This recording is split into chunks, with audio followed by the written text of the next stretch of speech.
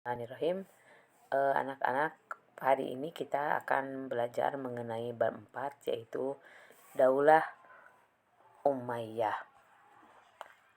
Kita bisa melihat di sini Masjid Umayyah di Damaskus, karena memang Damaskuslah sumber atau kota pusat perkembangan Daulah Bani Umayyah.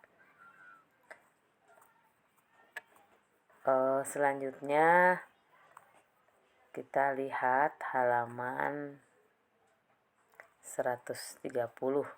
Ini berupa peta perkembangan Islam zaman Bani Umayyah.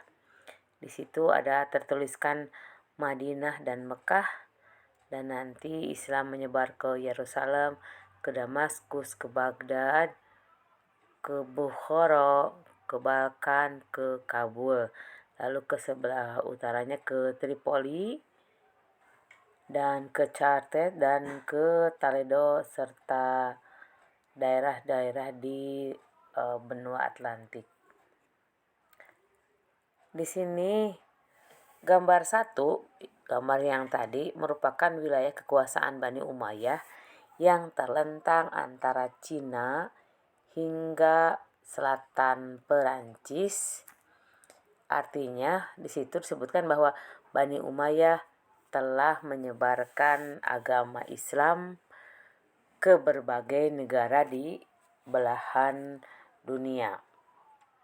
Lanjut.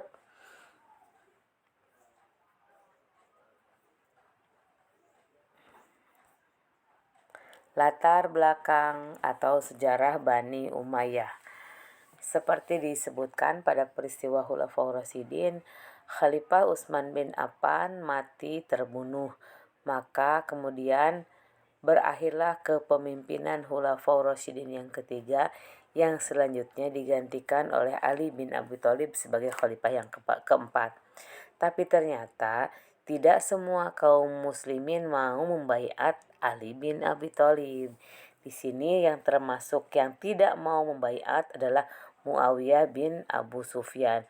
Karena menurut Muawiyah bin Abu Sufyan, Ali jangan mengurus negara dulu, tapi mestinya Ali harus mencari tahu dan mengadili siapakah yang membunuh Utsman bin Affan. Wafatnya Khalifah Utsman bin Affan, seperti yang telah kita ceritakan, disebut peristiwa fitnah kubro yang pertama. Karena di sini terjadi akhirnya perpecahan antara umat Islam yang nanti berakhir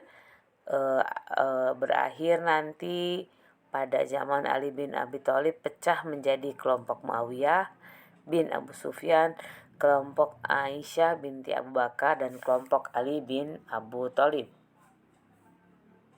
Akibat perpecahan tersebut, maka terjadilah konflik antara umat Islam, yaitu perselisihan atau peperangan antara Islam dengan Islam, yaitu di sini Aisyah, Zubair, dan Tolhah yang kemudian berperang melawan kelompok Ali bin Abi Thalib. Terjadi peperangan antara umat Islam dengan umat Islam yang pertama ini disebut Perang Jama, dan ini terjadi karena hasutan dari tokoh munafik yang bernama Abdullah bin Sabah, yang ia adalah seorang yang provokatif yang mengatakan bahwa Abdullah bin Zubair adalah orang yang berhak menjadi khalifah karena dia merupakan anak angkatnya Siti Aisyah dan Nabi Muhammad SAW. Perselisihan berikutnya terjadi antara Ali bin Abi Thalib dengan Muawiyah bin Abu Sufyan. Karena di sini Muawiyah merasa sedih dengan meninggalnya Khalifah Utsman bin Affan. Maka kemudian dia menuntut balas, dan akhirnya terjadilah peperangan antara Muawiyah di sini dengan Ali bin Abu Thalib.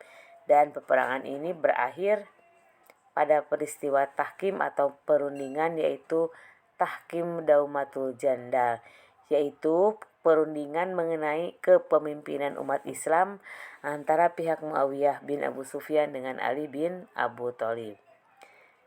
Di sini disebutkan bahwa perundingan ini dari pihak Ali dipilih atau diwakili oleh Abu Musa al-Asy'ari, serta dari pihak Muawiyah juga diwakili oleh Amr bin As.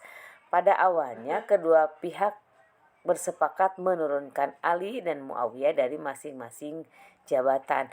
Akan tetapi ada intik politik dari pihak Muawiyah yang berkaitan dengan hasil kesepakatan, yaitu akhirnya pihak Muawiyah menurunkan Ali sebagai khalifah dan memajukan atau menaikkan Muawiyah sebagai khalifah.